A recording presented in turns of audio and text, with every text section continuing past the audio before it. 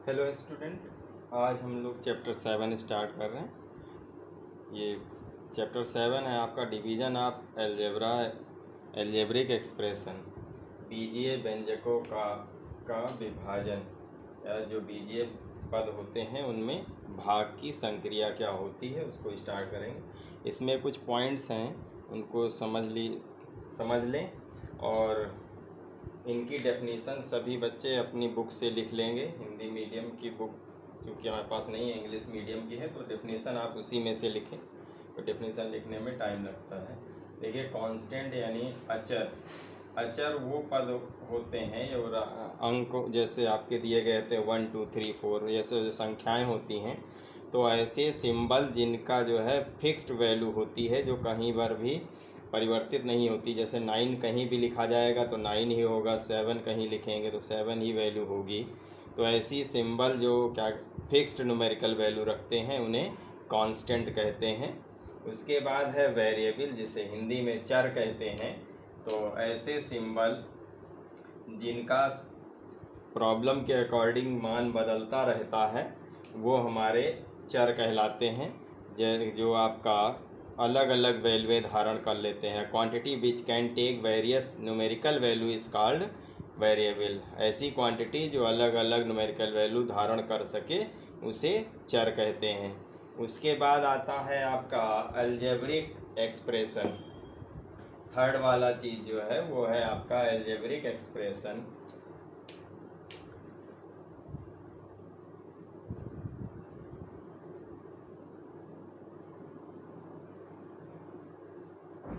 Algebraic expression यानी बीजीय व्यंजक जिसे कहते हैं।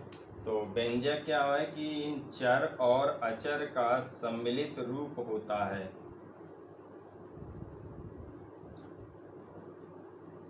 जिसके ऊपर आपका गणितीय संक्रियाएं की गई हों, जैसे जोड़ना, घटाना, गुणा, भाग। An algebraic expression is a combination of constant and literals connected by the sign of fundamental operation. तो जो लिटरल्स है इसका मतलब वही वेरिएबल से होता है। आप ABCD यूज करिए या XYZ यूज करिए, तो इसमें आपका क्या आते हैं, नंबर्स आते हैं। जैसे 7 है, 9 है, और माइनस में सपोज 13 है। तो इस प्रकार जो होते हैं वो कांस्टेंट होते हैं। वेरिएबल में हम लोग ABC, XYZ, PQR ऐसी चीज़ें यूज करते हैं, ये आपके वेरिएबल्स में आ जाते हैं। और अलजेब्रिक एक्सप्रेशन क्या होता है, इन्हीं कांस्टेंट और वेरिएबल का कॉम्बिनेशन होता है, जिसे हम अलजेब्रिक एक्सप्रेशन कहते हैं। जैसे कि इन्हीं वैल्यूओं को लिया जाए तो 7x² हो गया, या आपका नंबर ले लिया -13 ABC ले लिया, या आपका ले लिया 2A²B। तो ये जो आपकी चीज़ें होती हैं ये सब आपका बीजीय व्यंजक कहलाता है। उसके बाद है थर्ड वाला पॉइंट जो है वो है आपका फोर्थ पॉइंट, टर्म्स। टर्म्स का मतलब होता है पद। किसी बीजीय व्यंजक में पद को हम डिफाइन करते हैं कि जितने जो आपका अलजेब्रिक एक्सप्रेशन लिखा उसके जितने पार्ट हमारे पास हों वो सब पद कहलाते हैं। Various part of an algebraic expression which are separated by sign plus और माइनस।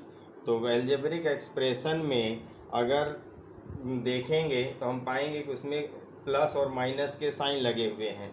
तो प्लस और माइनस के साइन के द्वारा अलग हो गए जो टर्म्स होंगे, जो वैल्यूएं होंगी, उन्हें हम टर्म्स कहते हैं। इसे ऐसे समझें कि जैसे हमारा लिखा हुआ है 4x³ प्लस 7x² और माइनस का 3x -9 सपोज ये लिखा हुआ है। तो ये जो वैल्यूएं हैं यहाँ देखिए कि एक प्लस का साइन इस जगह पे है, तो ये हमारा एक पद हो गया, एक पद ये हुआ, एक पद ये हुआ और दूसरा पद ये हुआ। अब यहाँ देखिए कौन कौन से पद हैं। जैसे पहला पद हमारे लिए हो जाएगा 4x³, दूसरा जो पद होगा हमारे लिए हो जाएगा 7x², तीसरा पद जो हमारे पास होगा वो होगा माइनस का 3x, और चौथा पद जो हमारे पास होगा वो माइनस का 9। ध्यान रखिए सिंबल के साथ होता है 4x³ प्लस का है, ये प्लस का है, तो प्लस साइन चूंकि लिखते नहीं है अंडरस्टूड माना जाता है, इस वजह से इसे डायरेक्ट ऐसे लिख लेते हैं, लेकिन जो माइनस का होगा वो माइनस के साथ में ही लिखा जाएगा। तो प्लस और माइनस जो है अलजेब्रिक एक्सप्रेशन में जितनी बार यूज हुए हैं उतने ही उस अलजेब्रिक एक्सप्रेशन में टर्म हो जाते हैं। मल्टीप्लिकेशन या डिवीजन वाली चीज़ों को टर्म्स नहीं कहते हैं, जैसे कि यहाँ पर आपका 7x² के साथ में सपोज यहाँ 7 के नीचे 2 होता तो भी ये आपका अलग नहीं होता, एक ही टर्म कहलाता। या फिर आपका जो है किसी और वैल्यू में x के साथ साथ y भी दिया गया होता या a/b करके दिया रहे, तो ये हमारे जो है टर्म्स अलग नहीं होते। मल्टीप्लिकेशन या डिवीजन टर्म्स को अलग नहीं करता, क्योंकि यहाँ देखिए ये किस प्रकार से मल्टीप्लाई है, ये 4 है और मल्टीप्लाइड बाई x है, और x की पावर 3, इसका मतलब x 3 बार मल्टीप्लाई है।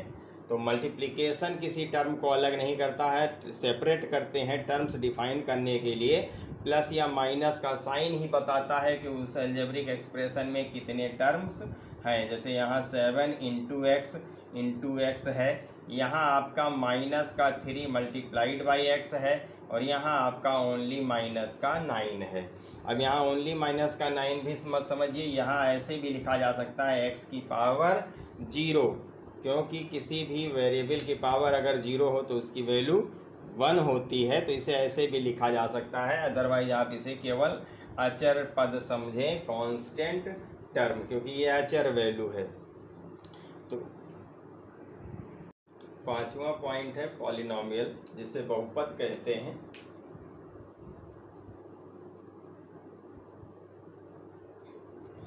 An algebraic expression in which the power of variables are all whole number is called a polynomial। एक अलजेब्रिक एक्सप्रेशन इस प्रकार से लिखा गया हो जो आपका होल नंबर्स के फॉर्म में हो। देखिएगा इस तरह से, इसको एग्जांपल के तौर पे देखिए। जैसे ये लिखा गया है x² + 7। अब ये आपका जो है एक पॉलिनोमियल है।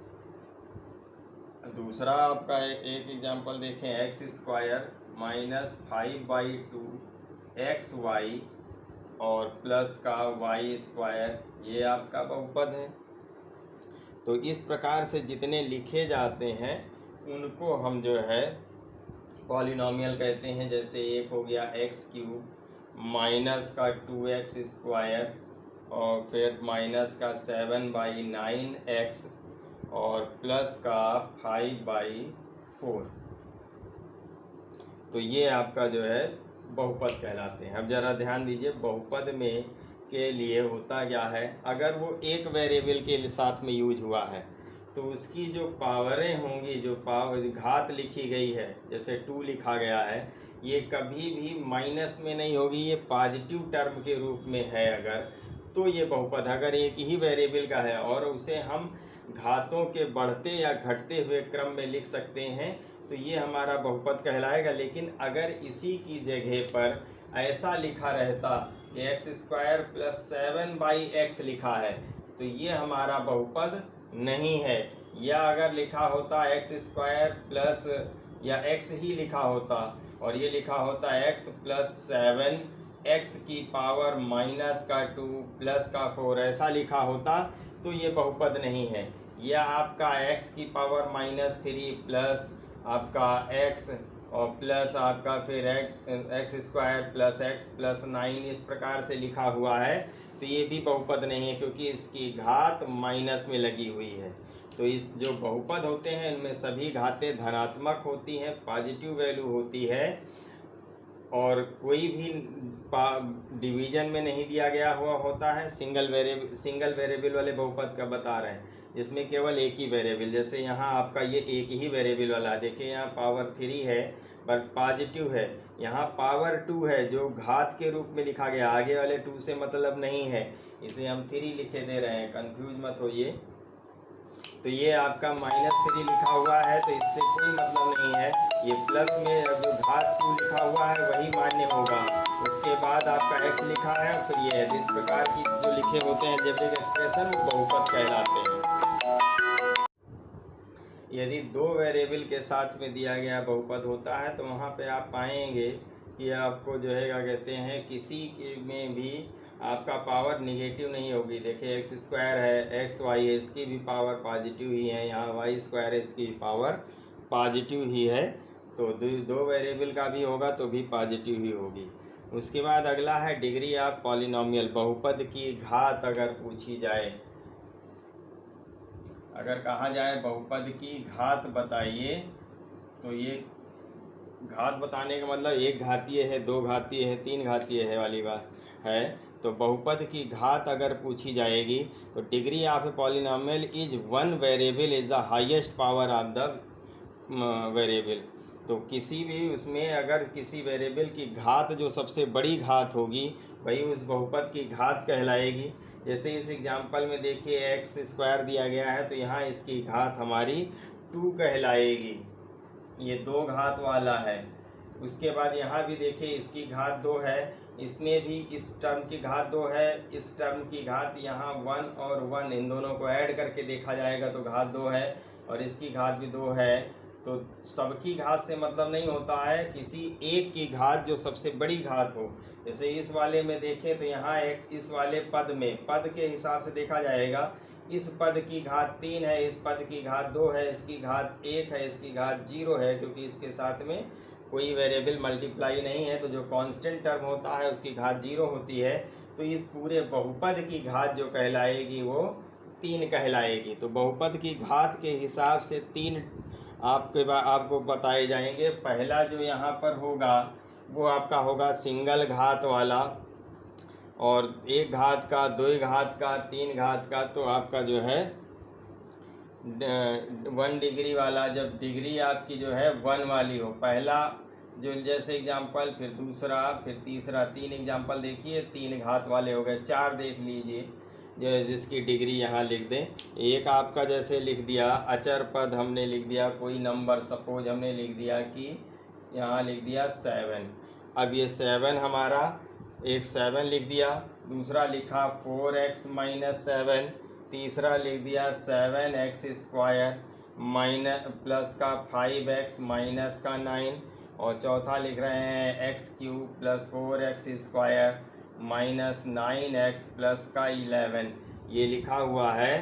तो इसकी जो घात होगी यहाँ पर डिग्री या घात,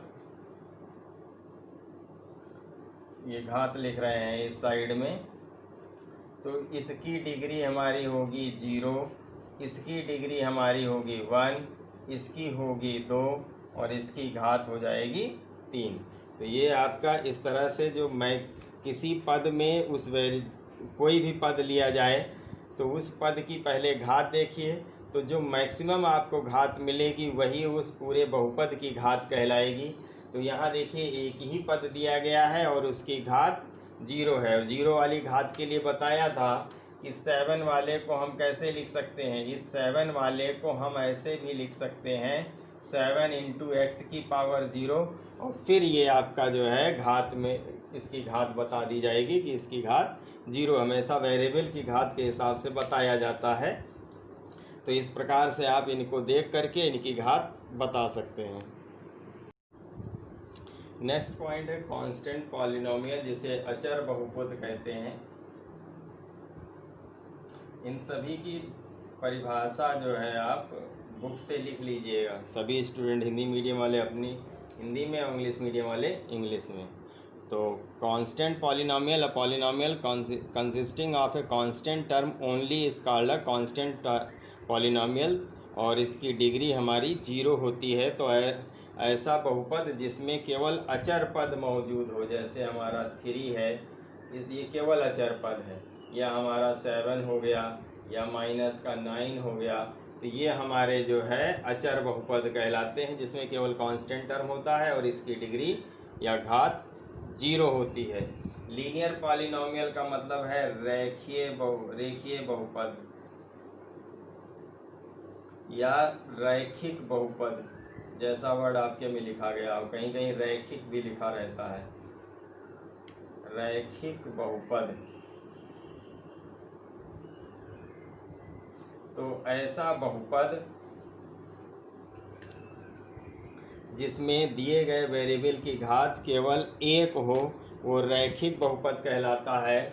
जैसे लिखा हो 3x + 5 लिखा हो, या 7/2x + 13 जैसे लिखा हुआ है, तो वेरिएबल्स जो आपके हैं उसकी घात देखी जाएगी। ये जो अचर पद लिखे गए हैं वो भिन्न के रूप में लिखे गए हैं या होल नंबर के फॉर्म में लिखे गए हैं, इससे आपको कोई उसकी बहुपद पे फर्क नहीं पड़ता है। बहुपद हमेशा वेरिएबल के अकॉर्डिंग डिफाइन होता है। तो वेरिएबल की अगर घात एक है तो वो रेखीय बहुपद कहलाएगा। ऐसे ही क्वाड्रेटिक पॉलिनोमियल का मतलब है ऐसा बहुपद जिसकी घात दो हो, द्विघात बहुपद कहते हैं। तो जिसमें वेरिएबल की घात दो हो वो द्विघात बहुपद कहलाएगा। जैसे 5x² + 9x + 8 ये आपका द्विघात बहुपद है। ये आपका 3x² - 7x - 9 लिखा हुआ है, तो ये आपका जो है द्विघात बहुपद है। क्यूबिक पॉलिनोमियल मतलब त्रिघात बहुपद जिसमें बहुपद की घात 3 हो, ये त्रिघात बहुपद कहलाएगा। जिसमें 3 घात का दिया गया हो उसे त्रिघात बहुपद कहेंगे। जैसे x³ + 4x² + 9 लिख दिया, या 4x³ + 3x² + 7x + 11, ये आपका त्रिघात बहुपद कहलाएगा। अब एक चीज़ और समझ लें कि ये ज़रूरी नहीं कि x² है, x है, 8 है, ये ज़रूरी नहीं है।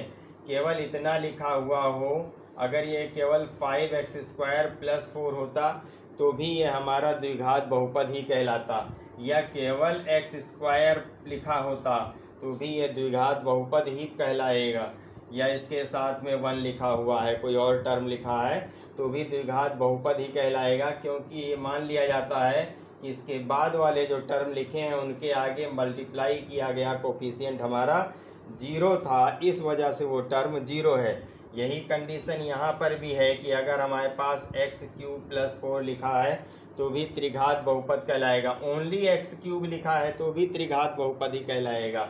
या आपका कोई टर्म लिखा हुआ है, इसके आगे कोई वैल्यू लिखी है, जैसे 4x³ लिखा है तो भी ये त्रिघात बहुपद है। ये माना जाता है कि बाकी टर्म के आगे के कोफिशिएंट हमारे 0 थे, क्योंकि नंबर्स तो 0 भी होता है और 0 से मल्टीप्लाई होने के बाद वो टर्म 0 हो जाएगा, तो इस वजह से वो त्रिघात बहुपद में ही काउंट होते हैं। एक्सरसाइज 7.1 में सिंपल डिवीजन दिए गए हैं। तो यहाँ देखिए एक दिया गया है, जैसे पहले क्वेश्चन का लें, ए वाला 6x² y z / 3xy, इससे डिवाइड करना है तो इसे लिखेंगे 6x² yz / 3xy, इससे डिवाइड करना है। तो यहाँ देखिए न्यूमेरिकल वैल्यू से न्यूमेरिकल को काट देंगे, तो 3 से इसे काटे तो 3 दूनी 6 हो गया। अब ये तो हमारा 2 बचा। उसके बाद अब घातों की बात करेंगे, यहाँ डायरेक्ट काटने की बजाय। यहाँ देखिए x की घात ऊपर 2 है, y की घात 1 है, z की घात 1 है, नीचे x की घात 1 है और y की घात भी 1 है। अब घाते घटा दीजिए, वो काटना हो जाता है। x की घात 2 में से x की घात 1 वाली चीज़ घटेगी, तो 2 में से 1 घटेगा तो यहाँ केवल 1 घात बचेगी, जिसे सिंपल x लिखेंगे।